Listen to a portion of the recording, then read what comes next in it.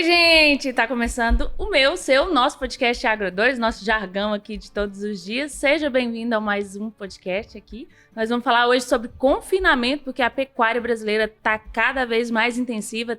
Tem previsão de aumento para fechar 2024, praticamente aí já consolidado 11% de aumento, Pedrão. Mas vou te falar, viu? Tá igual montanha-russa, tá subindo, tá descendo. Mas enfim, como sempre, pecuária cíclica separando aí os homens dos meninos.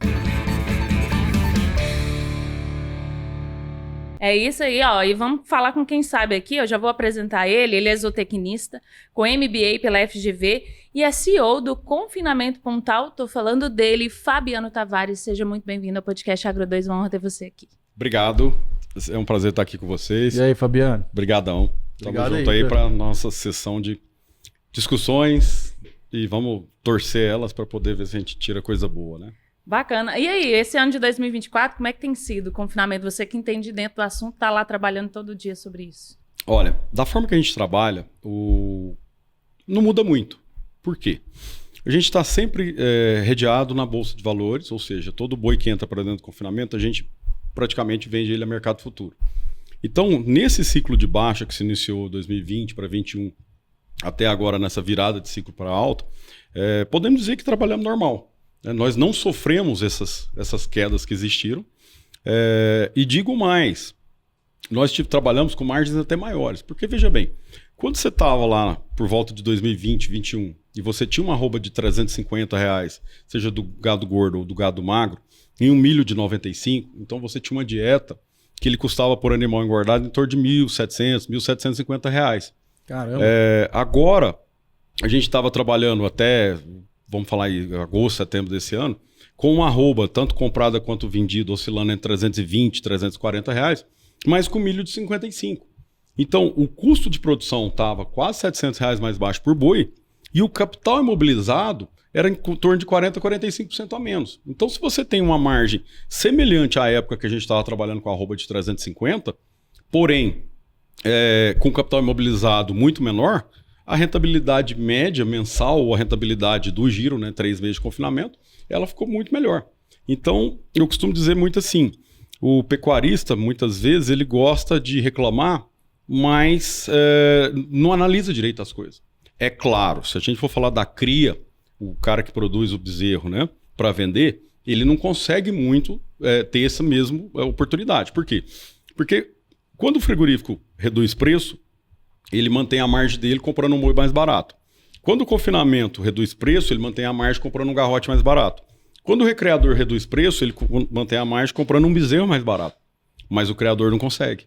Então ele vende mais barato, mas não consegue jogar, né, essa perda para o anterior da cadeia, porque não existe. Então, em resumo, o criador sofreu bastante nesse ciclo de baixa, mas não tem como ser diferente disso, né? Não estou dizendo que ele tinha que sofrer. Estou dizendo que no ciclo de baixa é assim mesmo. A mercadoria toda ela diminui preço. É o que nós estamos vivendo agora com a soja, nós estamos vivendo agora com o milho. Né?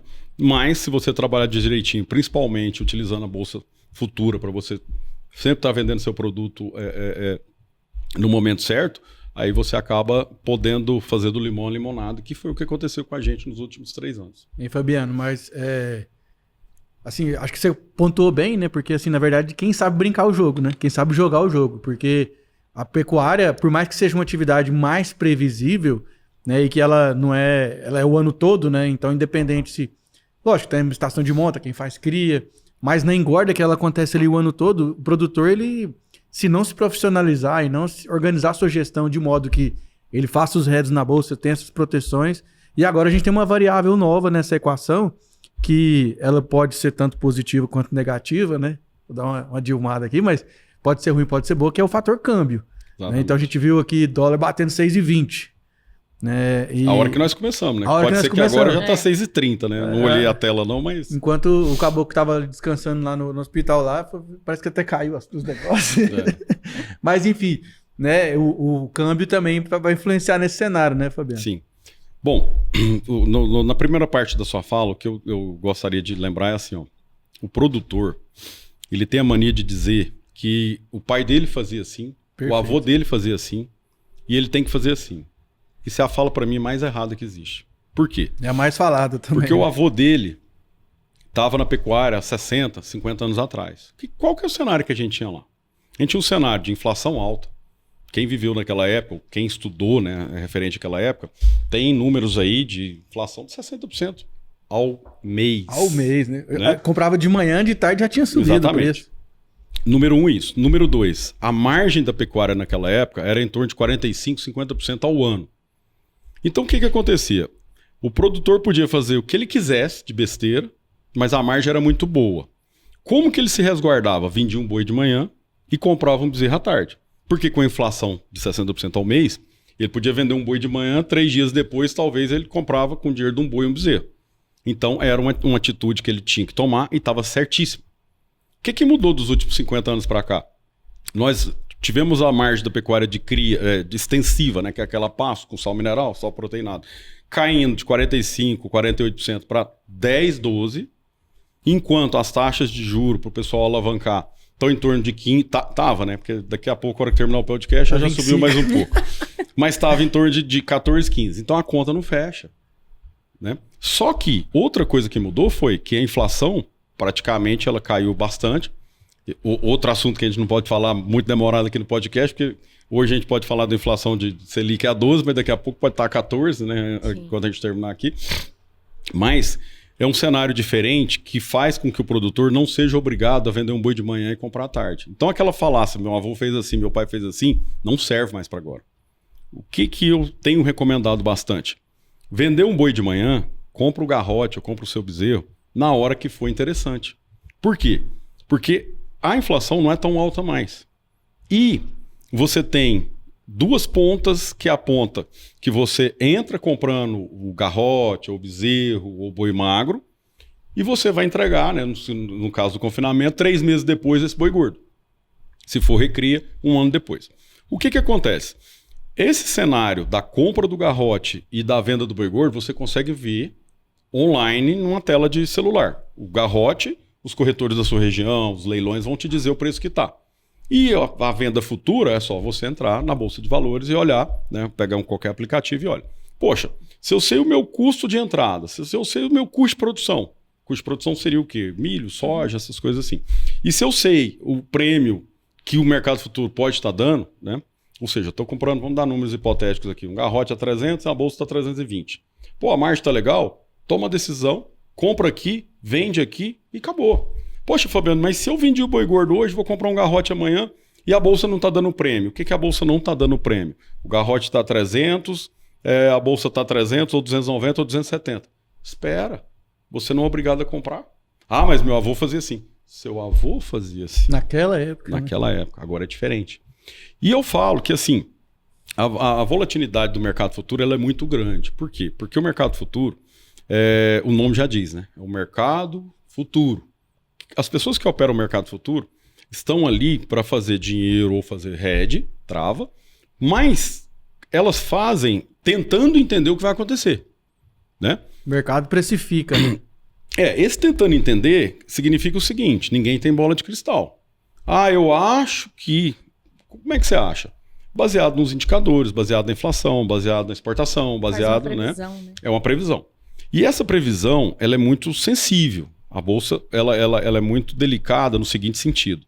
Se você tem um boi magro hoje, que de repente no final da semana ele vai estar, né, como nosso exemplo, 300, no final da semana ele vai estar 300 também, o boi na bolsa, muitas vezes não acontece isso. Por exemplo, o boi está lá na bolsa a 300 hoje. Então eu fechei a conta. Comprei um boi magro a 300 aqui, meu custo de produção está muito perto, a conta não está boa, não faço. Só que daqui a 10 minutos, 3 dias, 10 dias, o Putin pode apertar um botão lá na Rússia, o Lula pode falar uma coisa que não é legal para o mercado. Pode aparecer um OVNI em New Jersey, né? Um OVNI em New Jersey, né? Gente, aquilo tudo é drone, né? Tudo drone normal. E aí o que acontece? Quanto mais se divulga, mais pessoas estão subindo seus drones de casa e mais vai estar tudo certo. O mundo gosta disso, então continua. Então o que acontece? Todas essas notícias, elas influenciam a bolsa, positivo ou negativamente. Como nós já citamos agora mesmo. O que o dólar faz? O dólar faz a carne nossa ficar mais barata. O Brasil exporta 30%. Peraí, se a carne nossa vai ficar mais barata, essa exportação pode aumentar. Aumentando, vai vir mais gente comprar aqui. mais gente comprar aqui, pode puxar a margem dos frigoríficos para cima, o frigorífico pagar mais. Então, é muito sensível à bolsa. Ela pode subir R$20 num dia, igual ela caiu R$52 no dia 26, 27 de novembro. Ou seja, em 2 dias ela caiu R$52. E ela pode subir R$52. Para que? Como? É só ter uma notícia. E aí, voltando à nossa ideia. Se eu vendi um boi gordo hoje e tem um garrote para comprar 300 e a bolsa não está me dando prêmio, a conta não está boa, espera. Não faz igual o seu avô. Espera. Talvez amanhã saia a notícia. No máximo 10, 15 dias acontece. Estabilizou. Hora que a bolsa der prêmio, cara, compra o seu garrote aqui, vende ele na bolsa lá e vai dormir. Porque a gente tem que entender o seguinte, nós falamos até agora desse spread que está mantendo a margem de lucro. Agora, se a gente sair da margem de lucro e falar do capital imobilizado, do seu patrimônio, aí é muito pior. Ou seja, quando eu compro um garrote a 300 e travo na bolsa a 320, eu estou travando o meu patrimônio, que é o garrote que eu comprei, mais minha margem. E as pessoas não fazem nem o básico. O que é o básico? Se você chegar num parque de exposições e conversar com 1000 pecuaristas e perguntar quem tem carro aqui sem seguro, nenhum vai ter. O que eu mais ouço é assim: papai comprou uma caminhonete nova. Aí o filho: papai, vamos lá andar a caminhonete, pega lá na concessionária. Aí o que o papai fala? Não, filho, a moça do seguro diz que só amanhã que o seguro vai estar liberado. Então o papai só pega a caminhonete amanhã. Porque se eu pegar hoje, ela pode bater, ela pode roubar. Então não vou buscar a caminhonete. Gente, nós estamos falando de uma caminhonete de só R$300 mil. Fabiano, você acha R$300 mil barato? Não. Comparado a um confinamento que tem 10, 20, 50 milhões de reais em gado imobilizado, R$300 mil não é nada. Mas, poxa... É um dia de boia. Olha o raciocínio. Eu não deixo de fazer seguro no meu bem de R$300 mil. Mas eu tô com 30 milhões lá no confinamento sem seguro nenhum. Não é incoerência? Total. E aí outra coisa que a gente vê os produtores falando muito é assim: não, bolsa é especulação. Para mim, especulação é ter 30 milhões de reais em gado sem proteção nenhuma. Isso é especulação do meu ponto de vista. Perfeito. Então, são analogias que a gente percebe assim. Do mesmo jeito que nos últimos 30 anos a agricultura modernizou, a gente não tinha tratores da potência e com GPS e coisas assim. A gente não tinha produções que temos hoje. Quem modernizou, está hoje. Quem não modernizou, saiu. Ou quebrou, ou vendeu. Na pecuária, não muda. Quem não fizer esse movimento, ele vai ser expurgado. Talvez numa velocidade não tão grande igual a agricultura. Por quê? Porque o custo de produção na agricultura é muito alto. Principalmente quando você vai para HF, para batata, por exemplo. Então, se o cara erra, como ele tem um custo de produção muito grande, uma, duas safras ele quebra. Já na pecuária, não. O cara, às vezes, tem lá 1000 alqueires, 500 alqueires, tem uma vida simples, não viaja para a Europa toda semana, já formou os filhos, exato, tem 3 mil cabeças. Então, ele demora muito, ele tem que tomar muito prejuízo ano em ano para ele poder ser expurgado do mercado. Mas ele vai. Por quê? Porque se antes a gente tinha margem, igual nós citamos aqui, né? 40%, 50%. Como é que você... Na verdade, assim, como é que você ganhava dinheiro na pecuária antigamente? Era diferente de hoje. Antigamente o cara saía de São Paulo, vinha para Goiás, ia para Mato Grosso, ia para Rondônia. Ele fazia muito dinheiro enfrentando o índio, falta de ponte, falta de comunicação, malária. Então era um outro momento onde ele fazia muito dinheiro desbravando. Agora não tem jeito. Se a gente vender uma terra aqui em Goiânia hoje, qual lugar do Brasil que tem terra barata? Tem lugar no Pará, no Mato Grosso, que é mais caro que aqui em Goiás. Então não dá para fazer isso mais, né? Só dá para fazer na produção. E a produção, as margens caíram de 45%, 50% nos últimos 40 anos para 12%, 13%. Resumo, tem que mudar. Quem não mudar, vai sair. Ou seja, muitas vezes, aquele produtor ineficiente, é melhor ele vender esse gado dele e botar aí num CDB, numa taxa Selic Tesouro IPCA aí que tá pagando IPCA mais 8%, 9%. Então... do que produzir gado, né? E tem correr o risco, né? Da produção da atividade, né? Exatamente. O que mais a gente vê no campo é o produtor milionário que vive uma vida de pobre. O cara tem lá 10, 30, 100 milhões de propriedade, mas não tem uma renda que dá para ele poder fazer uma coisinha a mais, uma viagem a mais, né? Então Então ele é milionário vivendo uma vida de pobre. Porque quer trabalhar na pecuária hoje igual você trabalhava há 50 anos atrás. Tudo mudou. Vamos analisar? Quem tinha um posto de gasolina na cidade interior há 40 anos atrás era o cara mais rico da cidade. Quem tinha uma farmácia, idem. Quem tinha um supermercadozinho, um PegPag, um armazenzinho, era rico. Hoje, eu tenho amigos em Goiânia que tem rede de posto de 30, 35, 40 postos de gasolina. E eles me falam, Fabiano, eu não rasgo dinheiro. Não dá para mim sair pondo fogo em nota de R$100 aí, porque não sobra tanto assim. Ou seja, a margem caiu em tudo. O médico antigamente formava, fazia 5 consultas, 10 consultas por dia, o cara comprava uma fazenda por ano. Hoje tem tanta concorrência que é lógico que existem exceções, né? Mas o médico ele não consegue cobrar tão mais caro. O supermercado tem que vender absurdamente mais. Posto de gasolina tem que ter rede de postos. Por quê? Porque a margem diminuiu, na pecuária não é diferente. Então... Não, pegava ali, eu sou engenheiro agrônomo por formação, e eu tenho muitos parentes familiares que também são engenheiros agrônomos, eles contando que nas gerações passadas aí, o engenheiro agrônomo só de venda fazia 70, 80 mil reais por mês de salário, de comissionamento, fora o salário. Então, aí a realidade veio assim... Hoje malemado faz 10 mil, né? Por quê? Porque a concorrência aumentou. Aumentou demais. A brincadeira que a gente faz é assim, a gente sai no pasto, qualquer moita de capim que você chutar tem um engenheiro agrônomo. Um zootecnista, né? Um veterinário. Né? Debaixo de qualquer vaca leiteira tem um veterinário. Então, assim, aumentou muito a oferta de trabalho de tal forma que tudo que aumenta, sem a demanda aumentar na mesma proporção, baixa o preço. Então, é diferente. Tem que mudar. Se não mudar, vai chorar. Perfeito. E hoje é eficiência total, ou então sair, né? Gestão total. Porque você pensa, 12% de margem, Pedro. Não é muita coisa. Selic tá 12,25, é melhor você pôr na Selic do que correr risco com boi no pasto, com mão de obra, com processo, com capital imobilizado em terra e arrendo, né? Não, realmente a conta não fecha. Hoje você não consegue captar nada. Eu vou falar hoje não, vou falar semana passada. Porque a volatilidade, o dólar... Semana passada, início de dezembro, tá? As taxas de juros estão tão altas que o que a gente falar aqui no meio do podcast, talvez no final já mudou tudo. Mas já tá comprado, né? Assim, mais 2% de alta, né? Sim, na taxa Selic aí até fevereiro ou março. Então, se você sair hoje, no qualquer banco que seja, você não vai conseguir um empréstimo a menos de 16%. Com a margem de 12%, Nossa.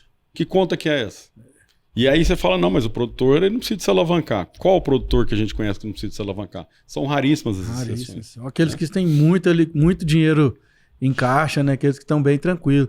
Né, Fabiano? Mas assim, pela experiência que eu tenho da pecuária também, né, até pegando as frasezinhas do Joãozão Seba que ele gosta de falar, né? Que o produtor fica muito apaixonado no boi, muito apaixonado na fazenda que era de papai, que era de vovô.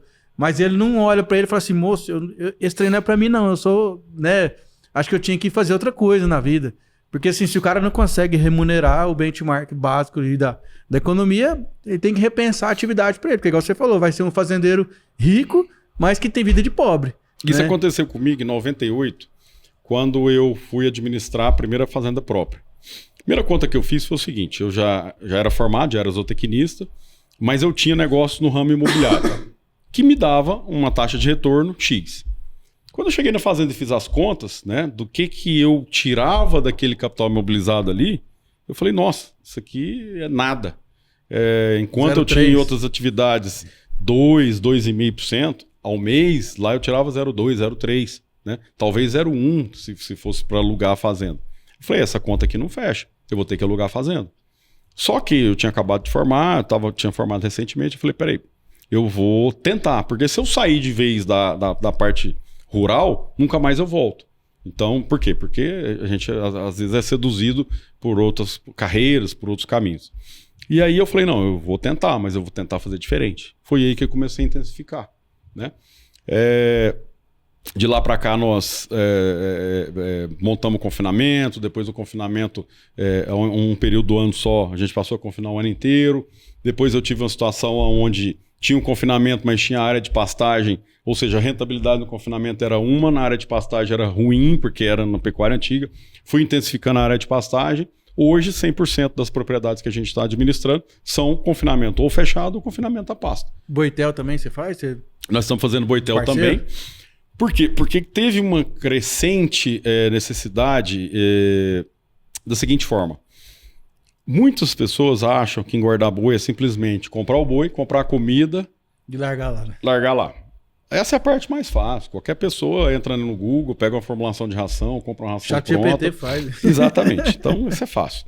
O difícil é o quê? Você comprar o boi na hora certa, comprar a comida na hora certa, vender ele a futuro, fazer um bom contrato com o frigorífico que vai te dar um rendimento de carcaça bom, que vai te dar um prêmio bom pelo seu Europa, pela cota Hilton que o seu animal puder ter. E aí sim administrar direitinho. O que mais que é muito importante, talvez tão importante quanto? Fluxo de caixa. Né? Você não trabalhar com seu fluxo de caixa ajustado, e aí a turma da cria pena muito por isso. Por quê? Porque normalmente se desmama bezerro 1 ou 2 vezes por ano. Como é que você paga a despesa da fazenda por 12 meses se você tem entrada de caixa 1 ou 2 vezes no ano? É muito complicado. Não é uma operação fácil. E aí muitas vezes as pessoas falam assim, não, mas a cria é fácil, é só você ir lá 1 vez por ano e vender bezerro. É ok. E administrar esse fluxo de caixa? O funcionário recebe todo mês, a conta de energia todo mês, a manutenção é todo mês. Então o fluxo de caixa ele é muito importante. Não adianta você ter um recebível de 5 milhões no mês que vem, se você tem 4 para pagar nesse mês agora. Vai dar ruim. Aí o que a pessoa faz? Pega um dinheiro caro, vai no agiota, e aí vira uma bola de neve, a hora que viu, quebrou. Então, é muito importante a gente trabalhar dessa forma, não fazendo essa metodologia que no passado ela era correta, hoje ela tem que ser diferente. Né?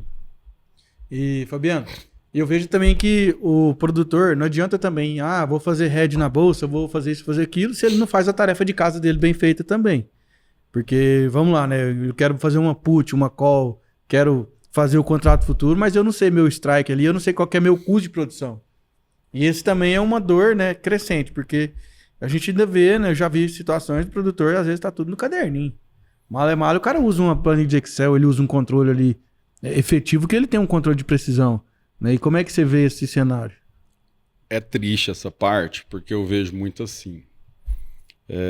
Primeira coisa que as pessoas, quando me abordam, perguntam é assim, qual que é o ganho de peso da fazenda? Qual que é o seu rendimento de carcaça? E eu, no passar do tempo, eu comecei a perceber que a pessoa perguntava porque queria se espelhar nisso, não no sentido de buscar esse indicador, esse número, como uma meta para ele. Mas era o número que ele ia usar para fazer a conta dele. Pra saber se ele tá muito um absurdo isso, dentro ou fora, mas né? é o que eu vi. Sem saber o que ele tá gastando. Exato, pra poder... então eu fui lá e visitei uma fazenda X, que o ganho de peso nas águas lá, na pasta, era, sei lá, 4,5 arrobas no período. Aí ele passava a usar o número de 4,5 arrobas. Era o número do outro. Então, as pessoas chegam lá em casa e perguntam, qual que é o seu ganho de peso? Eu falo assim, não sei. Como você não sabe? Eu falei, não, tá lá no computador. O número mais importante para mim é a conversão alimentar, né? Que vai me dar base para a arroba produzida, que eu vou saber se eu ganhei dinheiro ou não. Mas o ganho de peso é irrelevante. Na verdade, eu falo de propósito que eu não sei para não ficar dando cola para as pessoas. Uhum. Ou seja, e outra, se meu ganho de peso for X, o que importa isso para você? O que manda é a última linha lá do O que DRE importa lá, é o né? seu ganho de peso. O que importa é o seu custo de produção. De uma cerca para outra pode mudar muito. Não, porque Não, aí a muda arroba tudo. pode estar 300, 500, R$1.000, que se o cara não tiver sabendo o custo dele, ele não sabe qual que é o lucro dele. Quer ver que situação interessante? Eu estava num evento, acho que o ano passado, retrasado aqui em Goiânia, que tinham mais de 1.000 pessoas lá. Chegaram 3 técnicos, acho que até agrônomos lá de Minas, e me perguntaram, Fabiano, faz sentido nós como técnicos, né, que investimos muito em curso de formulação de ração, em curso de adubação, investir também e aprender um pouco mais de mercado futuro? E aí nesse dia eu virei para eles e falei, cara, vamos raciocinar em cima aqui e acabei soltando uma figuração assim que eu achei muito interessante e vou repetir ela aqui hoje. Eu brinquei com eles o seguinte, vamos fazer assim, ó. Vocês vão pegar lá em Minas uma fazenda e vão entrar para dentro com a anuência do produtor, vão fazer tudo de top. Melhor sêmen, melhor semente, melhor adubo, melhor genética, melhor tudo. E aí você vai ter sua produção. Comparado a um produtor médio, o que você consegue melhorar de ganho de peso? De um boi que está lá ganhando 1,5 kg. Ele falou, com tudo isso é melhor, sei lá, eu passo para 1,600. Quer dizer, melhorou 100 gramas a mais por dia, que é relevante. É uma coisa boa. Mas não mais que isso. Eu falei, pois é. Aí o vizinho desse cara não contratou vocês, não fez nada de top, fez só o arroz com feijão ali, meio lambão mesmo, e teve 1,5 kg. Só que ele foi lá na bolsa e travou o boi dele. Aí eu perguntei assim, nos últimos 3 anos do ciclo de baixa, qual que foi o valor médio de perda por animal por giro? R$1.000. É um número meio consolidado, que o mercado inteiro sabe. Eu falei, pois é, o cara travou o boi dele e deixou de perder R$1.000 ou ganhou R$1.000 a mais na operação. Enquanto o outro ganhou mais 100. Quer dizer, da porteira para dentro, esse produtor que fez tudo direitinho, ele perdeu R$900. Por quê?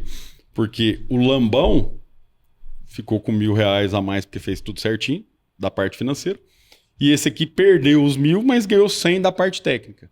Então, não estou dizendo que a gente tem que comprar o bom sêmen, o bom adubo, não. Eu estou dizendo que a gente tem que fazer a lição da porteira para dentro, Perfeito. mas também da porteira para fora. Por quê? Porque da porteira para fora, se você não fizer bem feito, você pode jogar tudo que você fez lá dentro no lixo. Fabiane, assim, a gente não pode crer que todos os produtores pecuaristas estão nivelados em conhecimento, até porque as pessoas têm acesso de formas diversas. Você acredita, o produtor ele sabe fazer a tarefa dele dentro da porteira, eu creio que esse não é o maior problema do pecuarista brasileiro, mas a questão de fora da porteira, se ele não tem essa experiência, o que você indicaria, assim, de buscar conhecimento, de contratar a pessoa certa para poder ajudar ele nisso? Eu posso dar 2 dicas legais aqui. Uma delas aconteceu por acaso. Quando a gente imprimiu essas mudanças, né, lá na fazenda, e mudanças que eu falo em todos os sentidos, nós desenvolvemos uma dieta nova, nós passamos a confinar naquela época 4 giros por ano, que era meio novidade, nós fizemos confinamento a passo, quase ninguém fazia, eu acho que ninguém fazia. E começamos a fazer venda futura, né, na Bolsa de Valores. E aí isso chamou atenção bastante. Lá para 2018, 2019, eu comecei a ter uma intensidade de pessoas visitando a fazenda muito grande. Chegamos a ter 51 ou 57 visitas no mês. Chegou um momento que eu falei, gente, peraí, não tá legal isso, por quê? Porque eu não consigo mais atender essas pessoas com qualidade. Porque eu tinha que trabalhar também, né? Tinha que dormir, tinha que comer e trabalhar, né? Então acabava que eu estava atendendo as pessoas de uma forma ruim, que eu não podia dar qualidade. E aí nós montamos um curso, que hoje a gente faz um curso lá na fazenda de 2 dias, são turma de 30 alunos.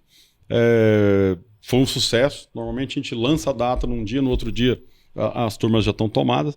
E nesse curso a gente acaba mostrando tudo que a gente faz lá dentro. Desde a intensificação, como... E assim, não é só prático, não é só prático, é teórico e prático. Então a gente trabalha em sala de aula, depois vai em loco. Desde a intensificação, como você intensificar, colocar mais animais por área. Por que a gente fala da intensificação também? Nós ganhamos, foi em 2020, o prêmio da fazenda mais produtiva do Brasil. Né? Eu recebi ele lá na Fiesp em São Paulo, por quantidades de arroba produzida por hectare. Eu não vou nem falar o número que foi não, porque a média do Brasil está em torno de 2 a 3 arrobas por hectare. Os bons produtores em termos de 15. O nosso número está assim, infinitamente maior que isso. De tal forma que quando você vê aquela quantidade de arrobas produzidas por hectare com a margem de lucro, nem a soja compete. Ou seja, a gente consegue fazer na pecuária uma rentabilidade melhor que a da soja. Estou falando de soja a preço de R$100 hoje não. Estou falando de soja a níveis que estavam 195 e bateu, né? Porque quando a soja estava 195, o pessoal queria plantar soja até no chachim da varanda, até no né? telhado de casa. E aí me perguntavam muito, por que você não muda para a soja? Eu falei, porque eu estou ganhando mais dinheiro que na soja, né? Bom, então uma das coisas são cursos como esse que a gente ensina na prática como intensificar e como operar mercado futuro. Porque eu já vi produtores que foram em 20 palestras sobre mercado futuro. Não adianta você ir na 21ª não, você tem que pegar e começar a fazer.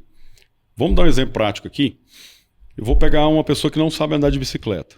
Aí eu vou passar 20 vídeos para ele do YouTube sobre como andar de bicicleta. A hora que ele montar na bicicleta, ele vai cair e vai ralar o joelho. Então o que ele tem que fazer? Ele tem que comprar uma bicicleta, montar nela, usar o conhecimento que ele já tem, ter um coaching do lado e aí ele vai cambalear, toma um tombinho, mas um tombinho pequeno, daqui a pouco ele está aprendendo a andar. Então tem que entrar para dentro e começar a fazer, não é só assistir palestra não, número 1 isso. Número 2, o que acontece muito? Se a gente for olhar o mercado americano, e eu gosto muito de olhar a pecuária americana pelo seguinte, Tudo que acontece lá, normalmente acontece aqui 5, 10, 20 anos depois. Então, o que a gente vê lá nos Estados Unidos?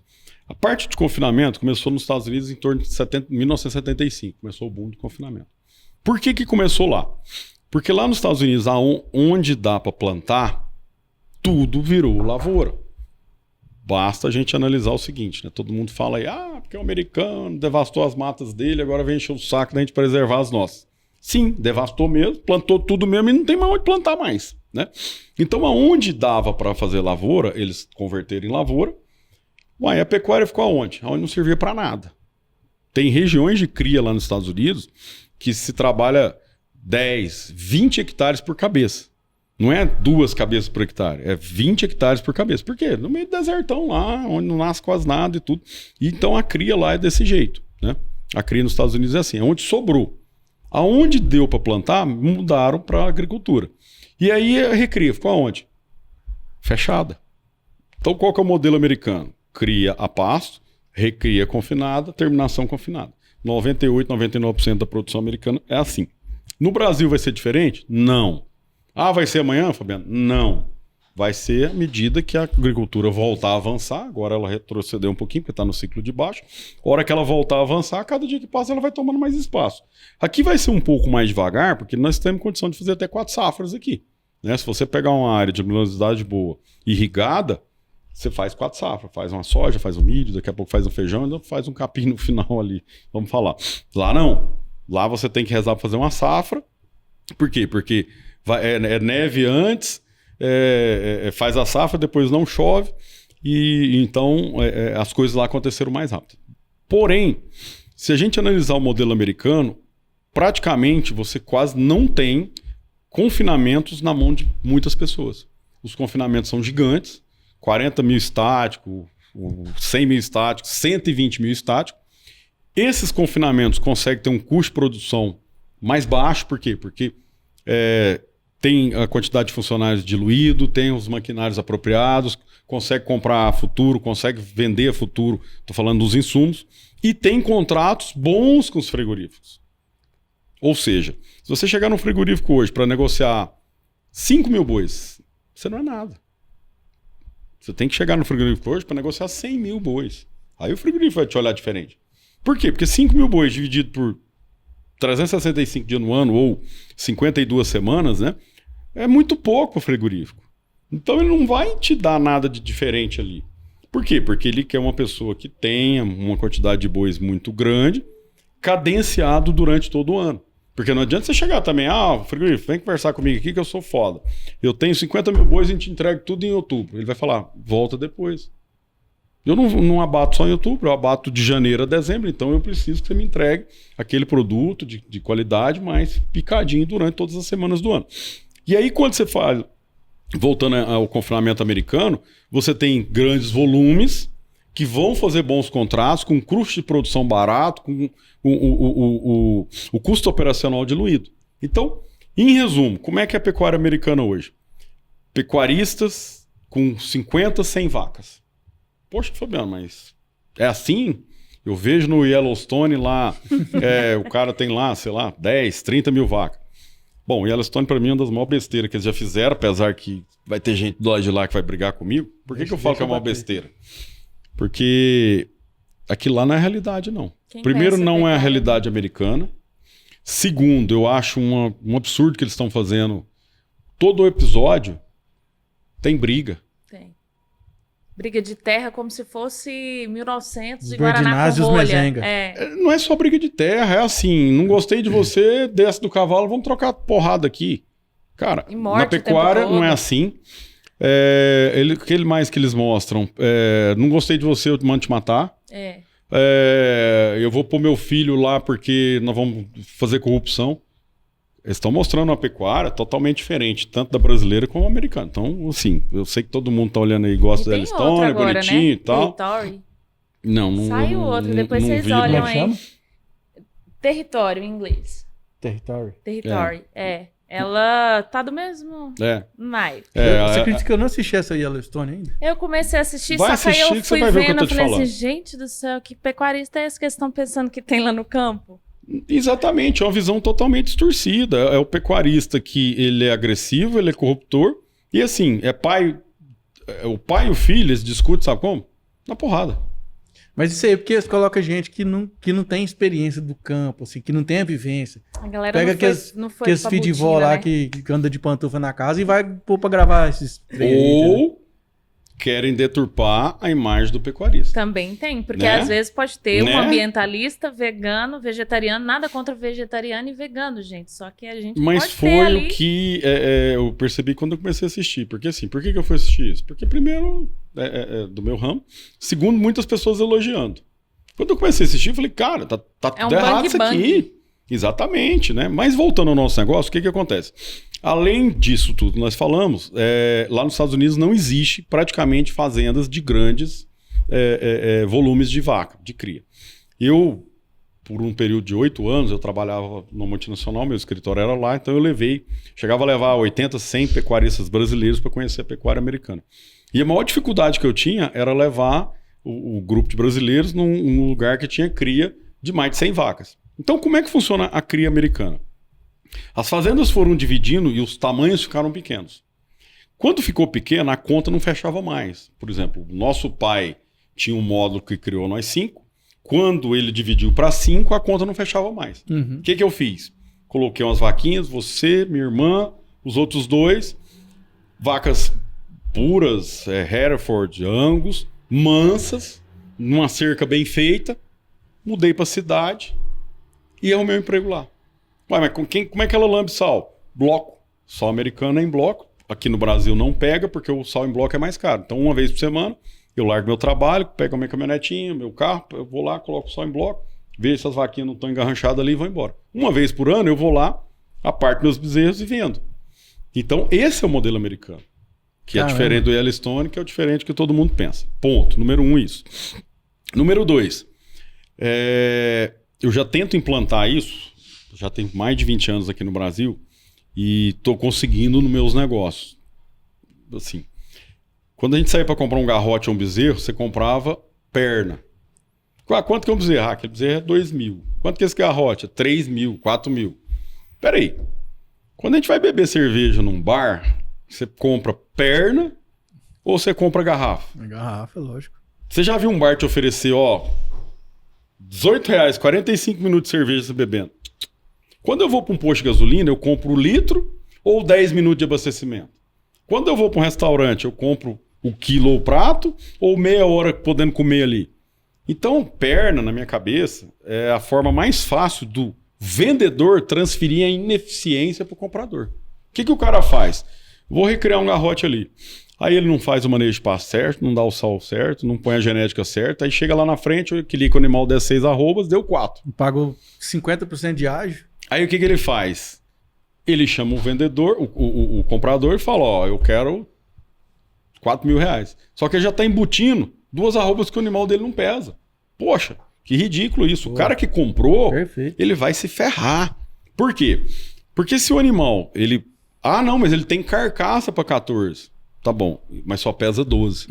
Se eu tirasse aquele garrote, parasse num posto de gasolina, pegasse o ar comprimido de graça, enfiasse no bico dele e ele voltasse às 14, tudo bem. Mas essas 12 que eu tô levando, que ele tem caixa para 14, como é que ele vai fazer isso? Comendo. Quem vai Comendo pagar a o quê? boia?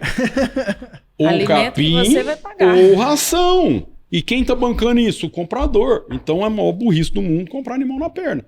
Vamos voltar para os Estados Unidos? Como é que funciona? Então, o cara tinha lá 20 vaquinhas, 80 vaquinhas, tirou o bezerro e levou no leilão. Quando chega no leilão, o redondel é uma pista, igual aqui no Brasil, mas é uma balança. Entrou o lote lá, 50 bezerros, 30 bezerros, 80 bezerros. Já sai lá, peso por cabeça, peso do lote. Aí as pessoas dão lance na genética. O lote seu, que você levou para vender, tinha uma genética ótima. Vou lá, sei lá, $1. Tem caixa para 14 arroba. Não, aí é genética. Eu tô dando um lance sim, na genética. O animal tem potencial, tem Exato, capacidade. aí o que acontece? Ele deu lá $1 na libra, vamos supor. Eu acho que a genética é muito boa, eu dou $1,05. Comprei por $1,05. Daqui a pouco o Fabiano entra e leva um gado lá que a genética é ruim. O cara vai, não, genética é ruim e tal, então eu vou dar 80 centavos aqui na libra. Né? Números hipotéticos, não fiz a conta aqui, não vou perder tempo fazendo. Então, quanto mais genética tem, mais vale o animal. O que significa isso? Número 1, que lá atrás compensa ele ter uma vaca melhor com um sêmen melhor, para produzir um bezerro melhor que vai valer mais. Número 1.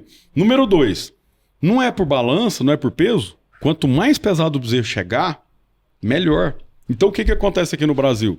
O cara deixa a vaca parir, enfia ela em qualquer condição, não faz um bom manejo, que a bezerra vira um coitado, um cabrito. Por quê? Porque ele sabe que vende por cabeça. Ah, é branco, Nelore, é R$2.000. Tudo bem, um melhor vai valer 2.100 e tal. Mas se ele tá pesando ou não, se ele tá passando fome ou não, é aquilo ali mesmo. Lá não. Se ele tá mais gordo, ele tá mais...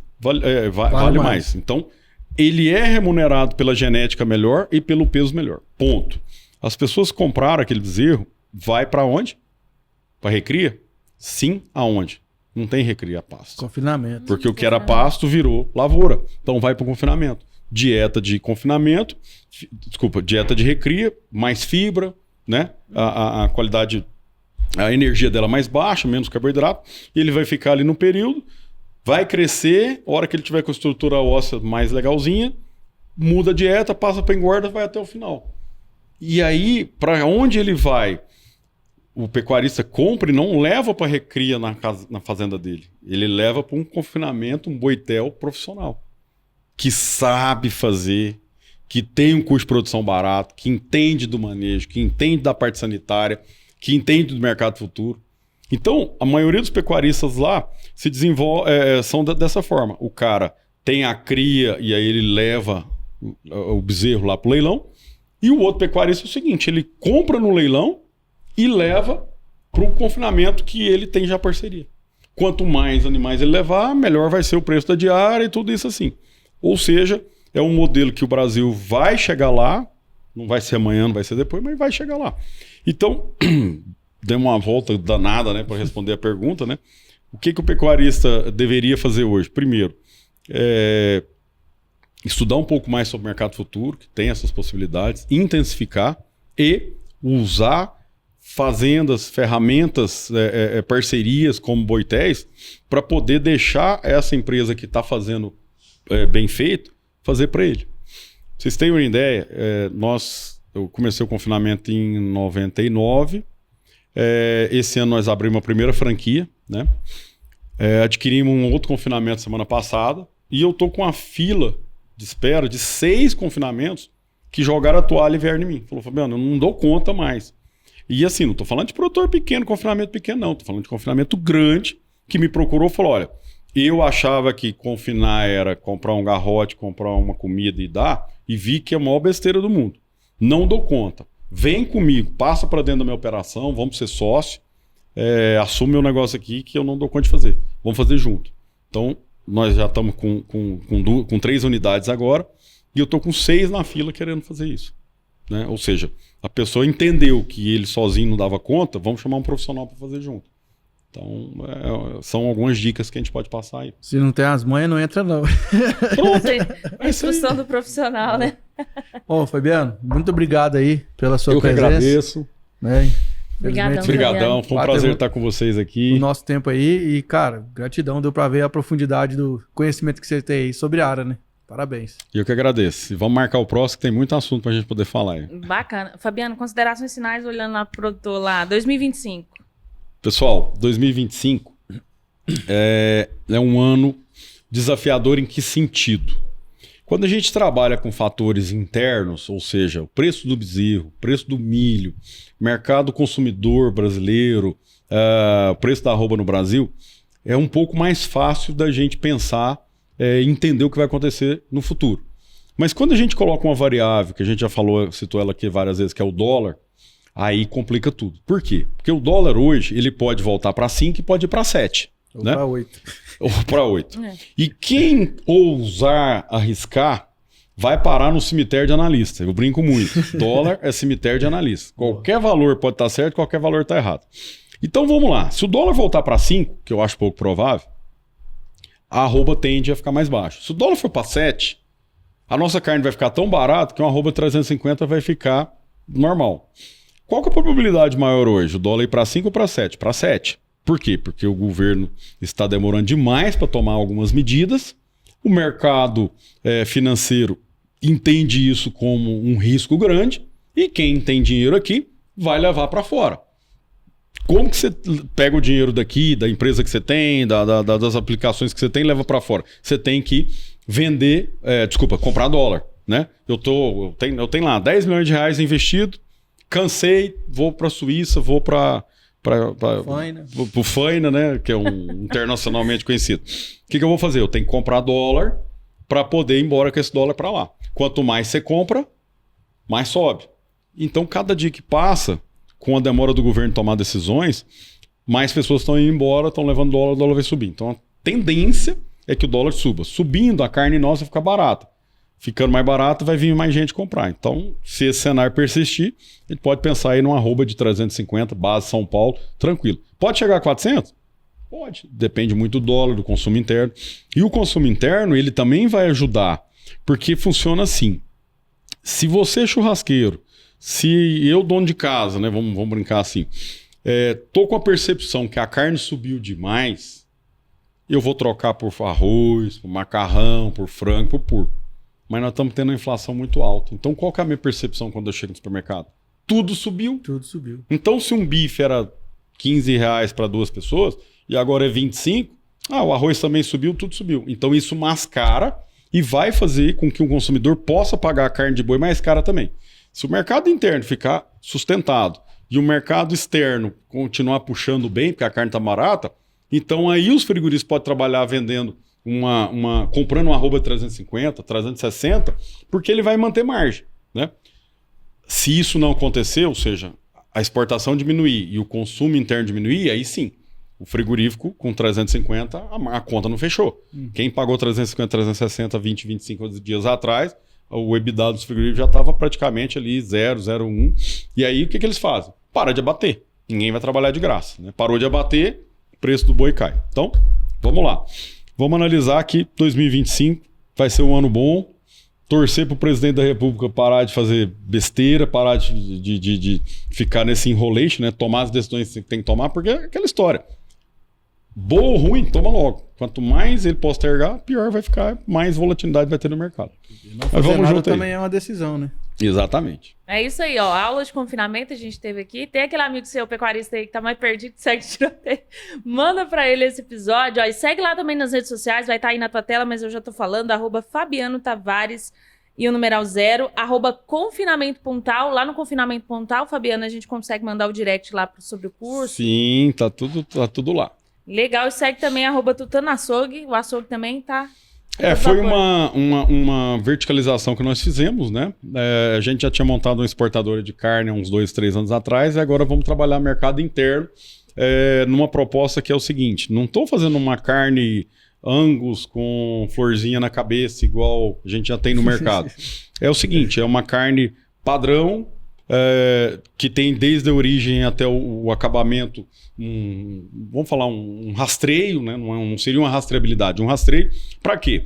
Para a gente suprimir uma deficiência que tem no mercado. O seguinte: o produtor vai hoje, o consumidor vai hoje no supermercado X, compra aquela picanha, faz um churrasco, dá tudo certo. Amanhã ele volta no mesmo supermercado, comprando do mesmo lugar, do mesmo frigorífico, a picanha é ruim.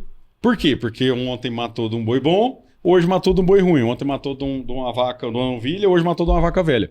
Então, esse gap, se você conversar com todo mundo que consome carne, tem.